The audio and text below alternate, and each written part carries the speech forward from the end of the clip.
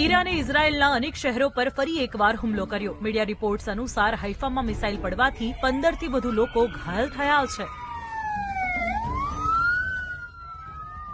Israel સાથે ચાલી રહેલા યુદ્ધ વચ્ચે ઈરાને ભારતીય લોકો માટે પોતાની એર સ્પેસ ખોલી દીધી છે। ભારત સરકાર 3 ચાર્ટર્ડ ફ્લાઇટ્સમાં લગભગ 1000 ભારતીય વિદ્યાર્થીઓનું ત્યાંથી રેસ્ક્યુ કરશે। મીડિયા રિપોર્ટ્સ અનુસાર ભારતીયોને લઈને 2 ફ્લાઇટ્સ શુક્રવાર મોડી રાત સુધીમાં ભારત પહોંચશે અને 1 ફ્લાઇટ શનિવાર બપોર સુધીમાં ભારત પહોંચશે। આ ફ્લાઇટ્સ ઈરાનના મશહદથી ઉડાન भरશે અને દિલ્હીમાં ઉતરશે।